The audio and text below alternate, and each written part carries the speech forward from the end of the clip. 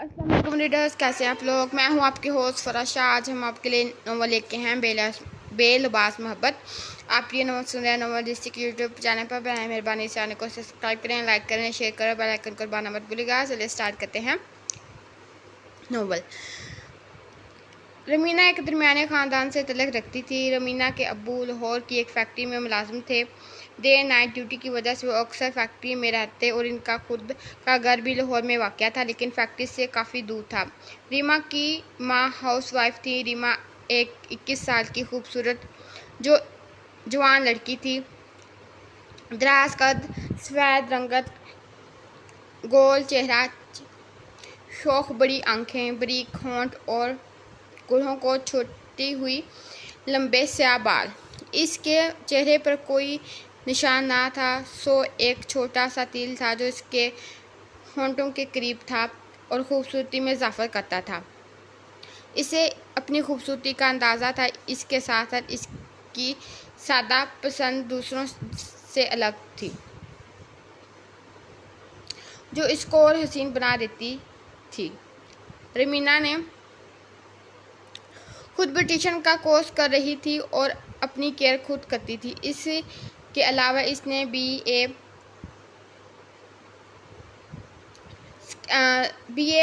Parts second के paper भी दे कर फ्री हुई थी। इसे पढ़ाई में कोई दिलचस्पी ना थी। इसका शौक नावल, सोशल एक्ट्स और ब्यूटिशियन का था और इसी वजह से इसने ब्यूटिशियन का कोर्स भी किया और घर में एक छोटा सा ब्यूटी पार्लर का सेट बना दिया। इसने से 4 साल बड़ा था।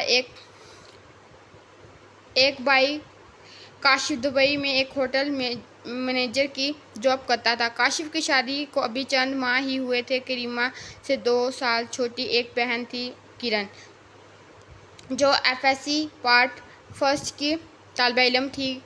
किरण भी हुस्न के लिहाज से रीमा के मद्दे मुकाबिल थी। ऐसा लगता था जैसे दोनों रीमा हो, लेकिन इसका कद रीमा से थोड़ा छोटा था। किरण ज़्यादातर पढ़ाई को वक्त देती थी।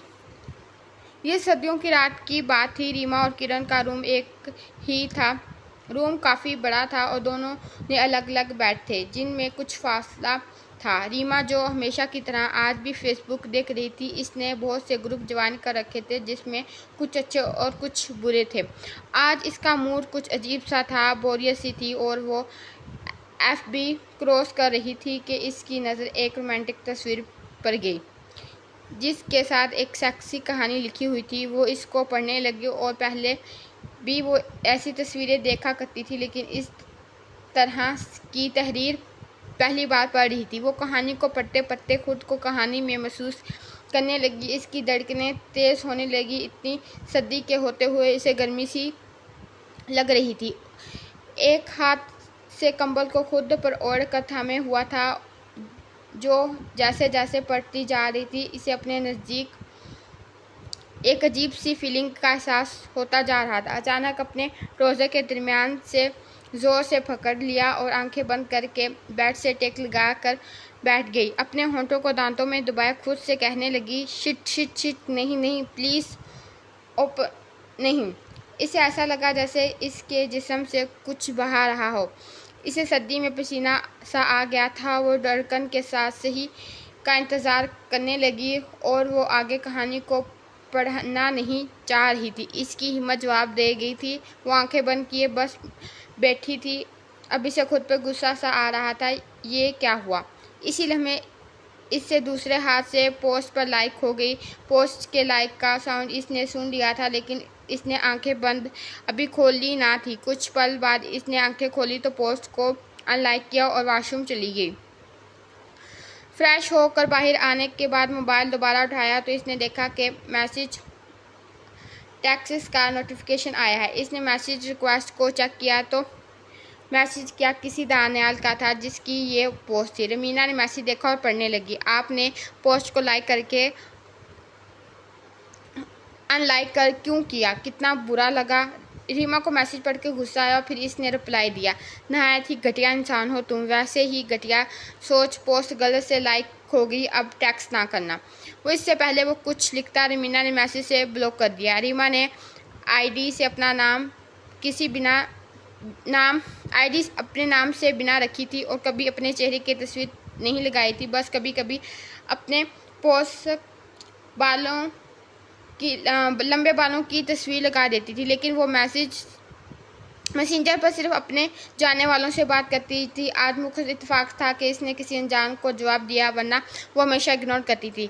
रीमा ने मोबाइल को एक नज़र रख दिया और लेट गई, कंबल खुद पर ओढ़ लिया, आंखें बंद की, कहानी के बारे में सोचने लगी। दानियाल 22 साल का लड़का था जो फैसलाबाद के एक अमीर घराने से तल्लुक़ रखता था। इसके अब्बू गाड़ियों और प्रॉपर्टी डीलर का काम करते थे।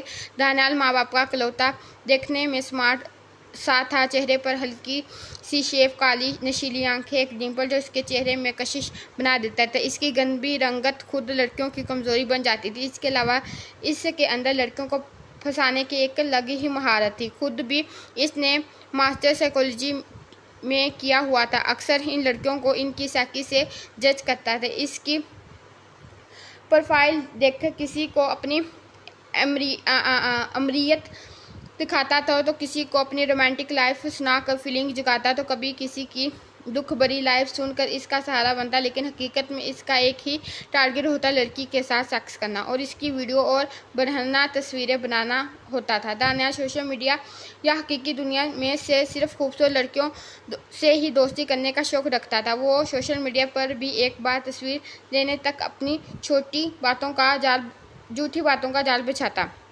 रहता और झूठ एतबार बिना लड़कियों के फेस की तस्वीरें लेने के बाद वो देखने के आगे बात करता और या ना करते। इसे इस बात की फिक्र ना हुई कि लड़की कहाँ की है। वो बस डेट प्लान करता और इस गाड़ी लेकर पहुँच जाता और हर लड़की से एक या हर 2 डेट करता और बस छोड़ देता। आज भी वो अपनी पोस्ट पर आने वाली मुख्तलिफ लड़कियों को टैक्स और इनकी डीपी देख रहा था कि अचानक इसकी सेक्सी स्टोरी पर किसी रीमा नामी लड़की का नोटिफिकेशन आया। इसने फ़ौरन अपनी पोस्ट में जाकर इसकी प्रोफाइल को खोला और चेक करने लगा। कुछ वक्त प्रोफाइल को देखने के बाद इसने स्टोरी के कमेंट देखे, गोया कोई इस लड़की ने कमेंट भी किया है या नहीं, लेकिन कुछ ना था। फिर पोस्ट के ऑप्शन में गया कि इसे मैसेज या फ्रेंड रिक्वेस्ट कर दे, लेकिन इसने ये देखकर हैरानगी हुई कि इसका नाम लाइक्स में नहीं आ रहा। दानियाल मुस्कुरा दिया और खुद से बोलने लगा, हाँ तो मिस रीमा अनलाइक भी कर गई हैं, वो भी इतना जल्दी। इसने रीमा को इसी ग्रुप के मेंबर में सर्च किया और बहुत जल्द इसकी आईडी मिल गई। इसने मैसेज कर दिया और मोबाइल को सामने रख दिया और खुद सोफे पर आकर एक सिगरेट सुगा कर टीवी देखने लगा कि अचानक नोटिफिकेशन आया। दानियाल को अंदाज़ा हो गया कि रीमा ने मैसेज का रिप्लाई दिया। वो सिगरेट को होंठों में लगाए उठा और मोबाइल को अनलॉक करके मैसेज देखने लगा। इससे पहले वो रीमा के मैसेज का जवाब देता, वो इसे ब्लॉक कर गई थी। दानियाल एकदम भड़क गया और शिट, रीमा ने इसमें सिर्फ मैसेंजर से ब्लॉक किया था और इसका मूड थोड़ा सा ख़राब हो गया था। एक ही लड़की ने सेक्सी पोस्ट पढ़ी और ब्लॉक किया, क्या फ़ायदा ऐसी पोस्ट का यार। हाँ, वो खुद से बड़बड़ाया। इसने अपनी पोस्ट को डिलीट किया और अपनी दूसरी पोस्ट में लड़कियों का कमेंट देखने लगा। क्या मेरे अलावा और लड़कियां भी ऐसी पोस्ट पढ़ती हैं? रीमा लेटे लेटे खुद से पूछने लगी। इसे नींद आ रही थी और वो फिर उठी और पोस्ट को इसी ग्रुप में तलाश करने लगी, लेकिन पोस्ट मिल ही नहीं रही थी। रीमा दानियाल के नाम से ग्रुप में पोस्ट देखी और फिर इसे पोस्ट वो ना मिली तो बगैरत लगता है पोस्ट डिलीट कर दिया। लेकिन क्यों, वो सोचने लगी और फिर इसने मैसेज किया, ओपन किया और दानियाल को अनब्लॉक किया तो मैसेज पढ़ने लगी, where it you post.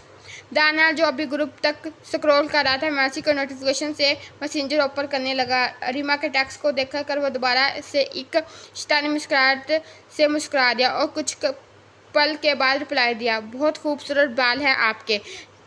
Reema ये सवाल नहीं था, दानियाल गुस्से की तेज़ी थी। वैसे हसीन लोगों को अच्छा लगता है। और वो कुछ और रुका और फिर लिखने लगा, ब्लॉक तो तुमने मुझे फिर भी कर देना है, सोचा तुम्हारी तारीफ कर दूं ताकि अफसोस ना रहे। एक प्यारी सी लड़की से बात की और ब्लॉक होने से पहले इसकी तारीफ ना कर सका।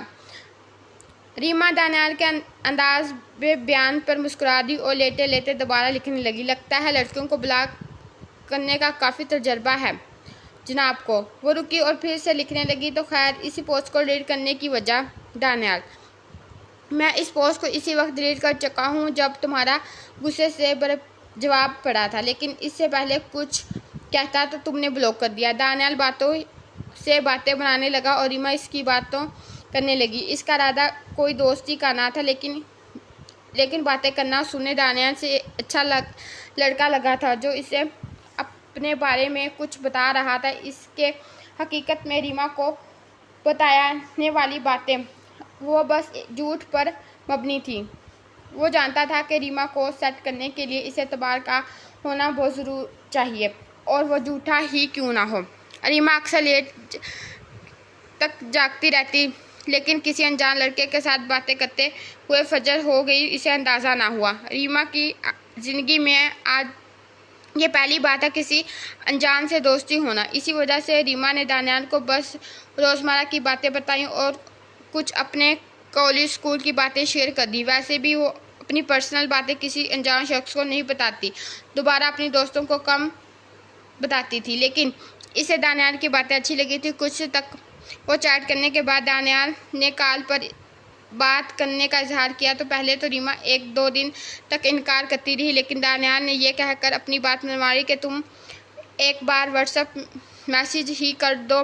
वो रीमा की हिचकिचाहट को दूर करना चाह रहा था। आखिर रीमा ने व्हाट्सएप मैसेज कर दिया। दानियाल ने जब आवाज़ सुनी तो वो बहुत तारीफ किए बिना ना रह सका। रीमा की आवाज़ की खूबसूरती की तारीफ तो बहुत थी, लेकिन आवाज़ में भी जादू रखती थी।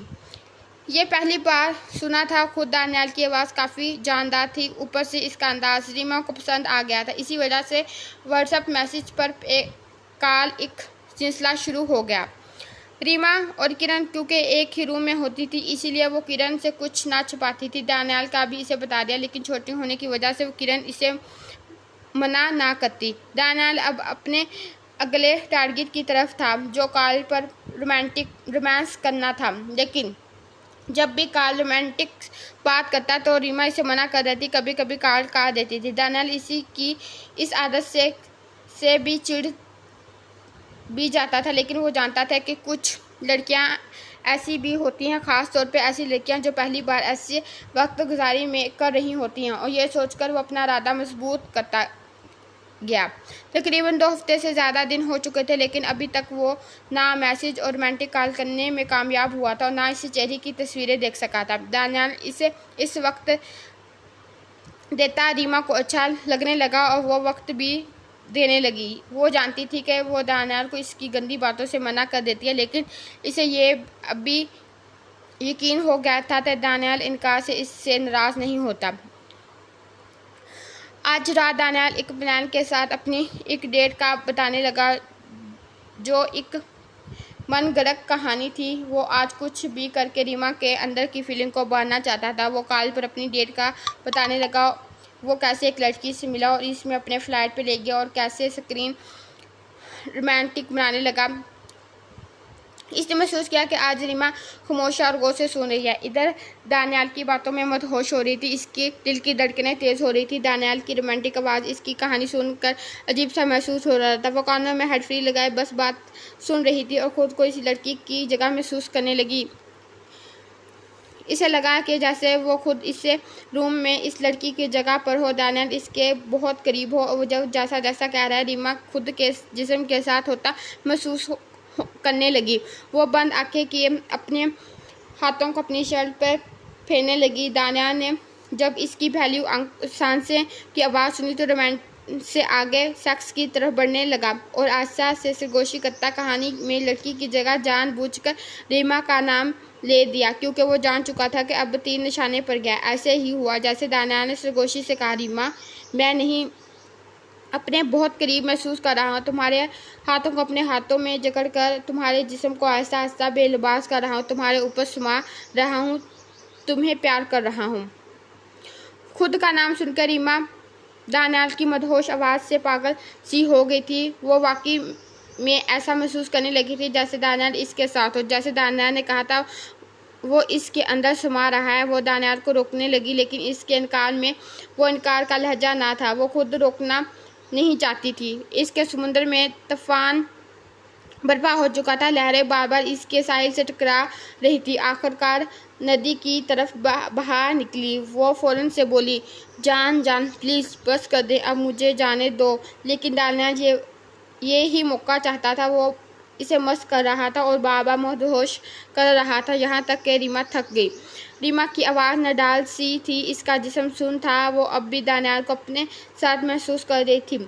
इसे दानियाल आज इस ज़मीन पर बहुत सबसे ज़्यादा चाहने वाला इंसान लग रहा था। दानियाल जानता था कि आज इसने रीमा को अपनी आवाज़ के जादू से सुकून दे दिया। इसी पल का फ़ायदा उठाकर रीमा को एक किस करते हुए बोला, रीमा आई लव यू मी।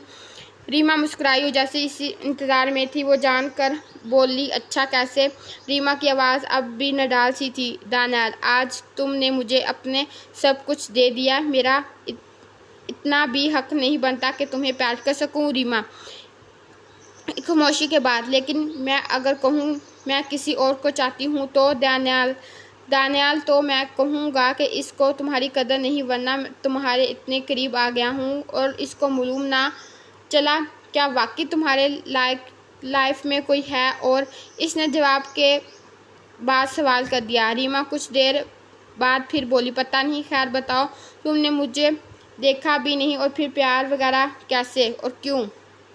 दानियाल नहीं जानता ऐसे क्यों हुआ, लेकिन रीमा मैं बस तुम्हें चाहता हूँ।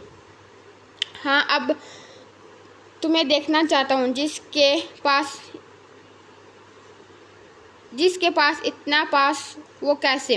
दानियाल होंठों को दांतों में दबाकर जवाब का इंतजार कर रहा था। रीमा कुछ देर कहीं खोई सी गई, फिर बोली, दानियाल तुम वाकई बहुत अच्छे हो, ये सच है। इतने वक्त में मैं तुम पर इत्मीनान करने लगी हूँ, पर हकीकत इतना कि आज तक किसी के करीब नहीं आई। लेकिन यार तस्वीर। वो खामोश हो गई। इससे पहले दानियाल मायूस होकर कोई दिलासा देता, रीमा बोली, ओके ठीक है, तुम मुझे देख सकते हो, रुको।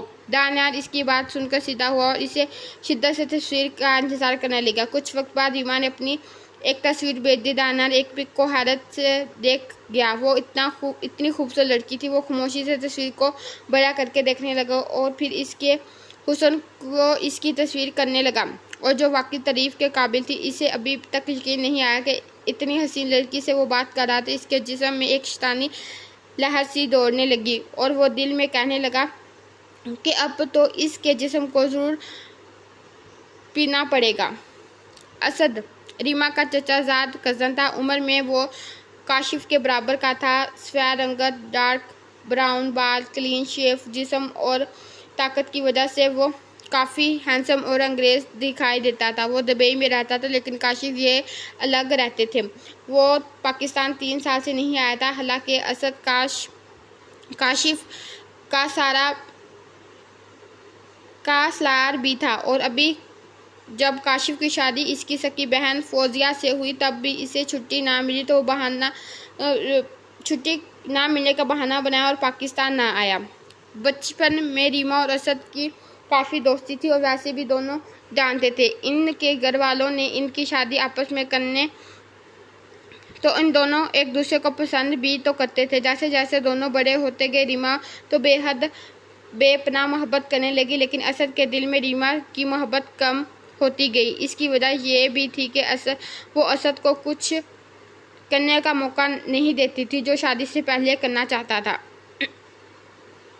और इसकी वजह से वो लड़कियों में इंटरेस्ट रखने लगा। दुबई आने जाने के बाद शुरू तो इसकी बातें होती थी, लेकिन फिर असद दुबई की खूबसूरती में खोस आ गया। रीमा को इग्नोर करने लगा, लेकिन जब भी असद अकेला महसूस करता तो इसका दिल करता कि वो रीमा को मैसेज कर देता। रीमा हमेशा जवाब दे देती, जैसे वो इंतज़ार में हो कि असद को इतना यकीन था कि वो चाहे जितना रीमा से दूर हो, रीमा किसी और की नहीं होगी। इसका प्लान भी यही था कि अभी मज़े लेकर इधर उधर फिर शादी कर लेगा।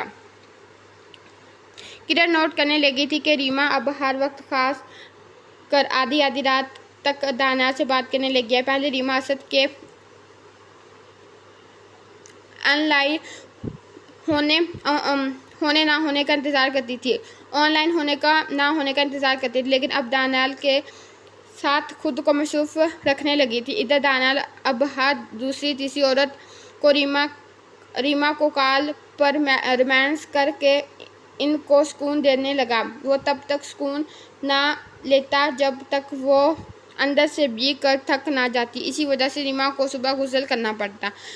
किरण वैसे तो गहरी नींद सोई होती थी, लेकिन एक रात ये कॉल पर जब रोमांस कर रहे थे तो किरण की आंख खुली तो वो रीमा को सहकने की आवाज़ें को गौर से सुनने लगी। बस कर दो, मैं थक गई हूँ। वो रीमा के पास आई और कंबल हटाया और पूछा कि रीमा क्या कर रही हो, ये क्या हो रहा है। तो ये कहते हुए लाइट ऑन कर दी तो इसने रीमा को ऊपर से नीचे तक देखने लगी, जो पसीने से शाबूर हो गई थी। रीमा ने जल्दी से खुद के जिस्म को ढांपा और ने को समेटा और कॉल कट कर दी और गुस्से से किरण की तरफ देखकर बोली, क्या बदतमीजी है, तुम सोई नहीं। ये कहते हुए वो उठी और दानियाल को वेट का मैसेज करते एक नज़र किरण को देखते हुए एक लंबी सांस ली और बोल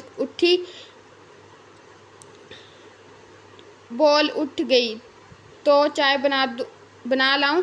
यह कहकर वो फ्रेश होने के बाद वॉशरूम चली गई। किरण अभी तक हैरत से इसके हुलिये और हालत को पीछे से देख रही थी और फिर किचन में गई और चाय बनाने लगी। एक कप चाय का रीमा को पकड़ाते हुए और फिर से बेड पर बैठ गई। रीमा के बोलने का इंतजार करने लगी, जो खुद दानियाल से मैसेज की बातें कर रही थी। पर दानियाल को बाय कहा और मोबाइल साइड पर रख के मुस्कुराते हुए बोली, जी मैडम, तो कब उठी थी।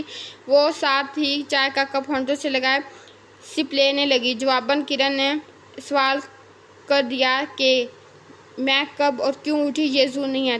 तुम्हें क्या हो गया था यार, क्यों तुम इस घटिया इंसान से बातें करती हो जो तुम्हारी इज्जत को मजरूह कर रहा है। इसने बिस्तर की तरफ नजरें इशारा करते हुए कहा। किरण कुछ देर खामोश हुई, फिर बोली, तुम जानती हो तुम्हारी शादी असद भाई से होनी है, बल्कि हो चुकी है। अगर उनको छुट्टी मिली होती, तुम खुद भी तो असद भाई से प्यार करती हो ना। फिर रुकी और फिर बोली, मैं असद भाई को बता देती हूँ, वो खुद तुम्हें समझाएंगे। वो रीमा से मोबाइल लेने का इशारा करते हुए बोली। रीमा ने चाय का कप ख़त्म किया और सुकून से बेड को टेक लगाकर किरण को देखते हुए बोली, उठो, करो मैसेज, देखूं कितने अरसे के बाद वो सीन करेगा। और फिर एक हूँ से इसने गर्दन को झुका दिया। एक खामोशी के बाद बोली, यार मैं तो कुछ गलत नहीं किया। दानियाल अच्छा लड़का है, बल्कि असद से भी ज़्यादा अच्छा है। असद को तो मेरी फिक्र नहीं है, तुम जानती हो आखिरी बार इसने खुद मुझे कॉल कब की थी। हाँ ठीक है कि हम दोनों शुरू में एक साथ थे, लेकिन यार जितना भी इसे चाहती हूँ, मुझे इसके अंदर इतना चाह नज़र नहीं आ रही। जब वो पाकिस्तान में था तब भी इसका दिल चाहता था, वो बातें करता था, और जब भी मैं चाहती थी तब वो चुप हो गया। फिर वो चुप हो गई। एक पल के बाद फिर बोली, मुझे कभी कभी लगता है जैसे वो मेरे पास होते हुए मेरे पास नहीं, और अब मैं इसको कॉल करूँ या मैसेज करूँ तो बस सीन कर लेता है या इग्नोर कर देता है, और जवाब जब दिल करे बस इसी सहारे के लिए इतना के देता है कि हमने वैसे भी तो शादी करनी है, अभी क्या करेंगे बात करके। तो यार तुम बताओ, मैं अपनी फीलिंग किसके साथ शेयर करूं। रीमा की आंखों में आंसू आ गए। वो किरण से नज़रें हटाकर आंसू पोंछने लगी, तो फिर बोली, तुम्हें क्या लगता है दानियाल मुझे क्यों अच्छा लगने लगा है। मैं इससे क्यों बातें करती हूँ, क्या मुझे ये सब चाहिए। वो बिस्तर की सलवटों की तरफ इशारा करते हुए बोली, यार वो मुझे वक्त देता है, मुझे सुनता है, मेरा ख्याल रखता है। कोई ऐसा पल नहीं जब मैंने इसे कहा इसने सुनी बात ना की हो। वो मसरूफ़ नहीं हो सकता, इसे मेरी फ़िक्र होती है। वो हर लड़की यही चाहती है कि इसे चाहने वाला और फिक्र करने वाला मर्द मिले। तुमने असद को बता दिया है तो बता दो, मुझे फ़र्क नहीं पड़ता। वैसे भी दानियाल अपने पेरेंट्स से मेरी बहुत जल्द बात करेगा। वो खामोश होगी और किरण एक लंबा सांस लिया और कुछ सोचते हुए बोली, तुम्हें लगता है वो वाकई तुम्हारे लिए संजीदा है और इसके घर वाले मान जाएंगे और अम्मी अबू। रीमा कुछ देर सोची और फिर बोली, यार दानियाल मेरा दोस्त बन चुका है। वो हर बात मुझसे शेयर करता है, इतबार करता है, इसी वजह से वो मुझे अच्छा लगता है। हाँ, अगर इसके घर वाले या घर वालों ना माने तो छोड़ दूंगी और असद के लिए भी इसे छोड़ दूंगी, बल्कि ऐसे कदम ही नहीं उठाऊंगी अगर वो मुझे ज़रा समझ सका। फिर माहौल को बदलते हुए बोली। इस किरण को आंख मारी और फिर से बोली, वैसे तुमने मेरा आज का मज़ा ख़राब कर दिया। वो शरारती मुस्कुराहट से हंसते हुए कहने लगी। किरण मुस्कुराती हुई उठी और बोली, पता नहीं तुम्हारा क्या बनेगा लड़की, मैं तो सोने लगी हूँ। किरण ने लाइट बंद कर दी और बिस्तर में जाकर सो गई। रीमा दिल ही दिल में इस बात से शर्मिंदा थी कि दानियाल से बातें करते करते किस हद तक पहुंच गई है कि आज अपनी छोटी बहन की नज़रों से गिर गई है। इसे अचानक खुद से घिन आने लगी और कुछ देर सोचने लगी और फिर इसने मोबाइल उठाया और दानियाल को मैसेज किया कि आज के बाद हम बात नहीं करेंगे। ये कह के इसने दानियाल को व्हाट्सएप, फेसबुक हर जगह से ब्लॉक कर दिया और नंबर को भी ब्लॉक में डाल दिया। कुछ पल रो कर मन हल्का किया और असद को कॉल की, लेकिन असद ने अटेंड ना की और इसे मैसेंजर पर टेक्स्ट किया, I love you so much, और फिर मोबाइल रख के सो गई। दानियाल को जब रीमा का मैसेज आया तो किरण जाग गई थी और अब सुबह बात करेंगे, तो वो कुछ देर सोशल मीडिया पर टाइम पास करने के बाद सो गई। सुबह को अक्सर रीमा कॉल कर जगाती थी, लेकिन आज जब दानियाल उठा तो कोई कॉल मैसेज ना था। इसने व्हाट्सएप देखी तो डीपी शो नहीं हो रही थी। इसे अचानक एक शौक सा लगा कि ये क्या। इसने फ़ौरन से कॉल की, लेकिन कॉल ना मिली। इसे अंदाज़ा हो गया था रीमा ने ब्लॉक कर दिया है। दानियाल के पास दो मोबाइल थे, लेकिन इसने रीमा को सिर्फ एक नंबर दिया था। पहले तो कुछ देर इंतज़ार करता रहा, फिर अपने दूसरे मोबाइल से कॉल मिलाई तो कुछ देर तक बेल जा रही थी और कॉल अटेंड ना हुई। हेलो रीमा, दानियाल एक खामोशी के बाद, टाइम पास करना था तो बता देती, मुझे अच्छा टाइम पास और कौन कर सकता था। दानियाल रुका और फिर से बोला, आवाज़ भी पहचान ली थी और या वो भी एक रात में बुला दी। रीमा, दानियाल, मैं तुमसे अब कोई बात नहीं कर सकती, प्लीज़ मुझे कॉल ना करो। दानियाल ने फ़ौरन से बोला। दानियाल, रीमा, जान यार ऐसा क्या हुआ है, मुझसे कोई गलती हुई है, मैं तुमसे शादी करना चाहता हूँ और तुम। रीमा, नहीं, हमारी शादी नहीं हो सकती, ना मैं ही ऐसा चाहती हूँ, अल्लाह हाफिज़। दानियाल, ओके, गलती मेरी है, सज़ा तो खुद को मिलेगी। ऐसा करता हूँ, मैं खुद को ख़त्म कर देता हूँ। आज पहली सुबह जिसमें तुम्हें कॉल नहीं आई और आखिरी सुबह। रीमा, क्या मतलब। दानियाल, कुछ देर तक पता चल जाएगा। ये नंबर मेरा नहीं है, ना इस पर कॉल करना। ये कहकर कॉल कट कर दी, इस नंबर को बंद कर दिया। हेलो रीमा हेलो करती रही, लेकिन कॉल कट हो चुकी थी। इसे डरने लग गया था कहीं बाकी दानियाल इसके प्यार में कुछ कर ना जाए, और वो पहले ये कहता था कि या अब तुम्हारे बगैर नहीं रह सकता। कुछ ही देर में रीमा ने सिर्फ व्हाट्सएप इसे ब्लॉक कर दिया, अनब्लॉक कर दिया था, टेक्स्ट कर दिया और अनब्लॉक कर दिया, लेकिन फ्री होकर बात करूँगी। वो इस सोच में थी कि आस्ता आस्ता इससे दूर हो जाएगी, लेकिन दानियाल ने जब देखा कि रहमान ने इसे अनब्लॉक करके टेक्स्ट कर दिया है, तो इसने ठान ली थी कि इससे पहले वो दोबारा दूर हो जाए किसी डिलीट करने लगा और इससे जान छुड़वाने। रात में जब दानियाल ने कॉल का कहा तो रीमा ने पहले मना कर दिया। इसने मैसेज के दौरान असद को कॉल और मैसेज करने लगी। असद ने कॉल कट कर दी और मैसेज किया कि 2 दिन में बात करूँगा, अभी थोड़ा मसरूफ़ हूँ। असद के मैसेज के बाद वो उदास हो गई और फिर से दानियाल को कॉल करके बोली। दानियाल पहले भी इसी इंतज़ार में था और इसने कॉल मिलाई तो लेकिन आज वो रीमा से सेक्सी रोमांटिक बातें नहीं, बल्कि इसको एहसास दिलाना चाहता था कि दुनिया में सिर्फ इसी के लिए है।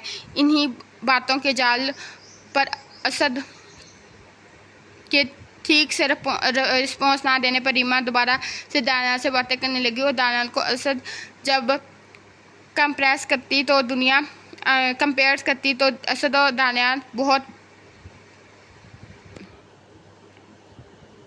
दानियाल असद से बहुत बाहर होता।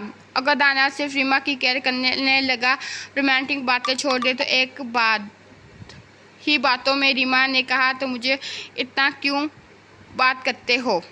दानियाल कुछ पल खामोशी के बाद बोला, प्यार नहीं, बातें नहीं, प्यार करता हूँ और बहुत करता हूँ, और सच सुनो तो तुमसे शादी करना चाहता हूँ। मैं तो अब तक बात भी कर चुका हूँ, ताकि इस दिन तुमने मुझे ऐसे खामोश ना किया होता। ठीक है, जब कहूँगी तब तुम अपने पेरेंट्स से बात कर लेना। रीमा ने दानियाल की बात पर एतबार करते हुए बोला और वाकई पर दानियाल से शादी करने का सोचने लगी। दानियाल को इतना पता चल चुका था कि रीमा अब इस पर एतबार करने लगी। इसने मौका अच्छा समझा और दोनों बातों ही बातों में बोला, रीमा मैं लाहौर आ रहा हूँ। रीमा लाहौर क्यों? दानियाल यार तुमको पता है कि अब्बू का कितना बड़ा बिजनेस और नेटवर्क है, बस उन्होंने कहा है, वैसे भी लाहौर आता जाता रहता हूँ। रीमा लाहौर किस जगह और कब आना है? दानियाल 2 दिन तक अपनी गाड़ी पर आऊँगा और कारबिल की तरफ आना है। यह कहकर एक पल को खामोश हुआ, फिर से बोला, घबराओ नहीं रीमा, मैं तुमसे मिलने नहीं आ रहा, वैसे भी जानता हूँ इतना एतबार अभी मुझ पर नहीं करती। वो तंजिया लहजे में बोला, तो बस इसीलिए अब आदत सी हो गया तुमसे बात करने की। रीमा इतने वक्त से बात करने की वजह और वह एतबार करने के साथ दिल में एक चाहत रखने लगी थी। दानियाल के बात करते इसे दिन का एहसास नहीं होता, और दूसरा दानियाल का हर बात शेयर करना, मशवरा लेना अच्छा लगना इसे अच्छा लगने लगा था। दानियाल के साथ हूँ।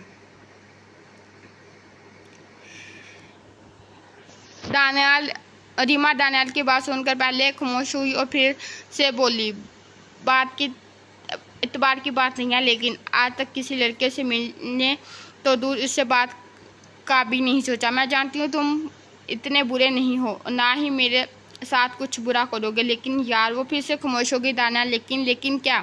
दानियाल सिगरेट का कश लेते हुए रुक गया और संजीदा से बोला, तो रीमा कभी ना कभी हमें जानने के लिए मिलना होगा।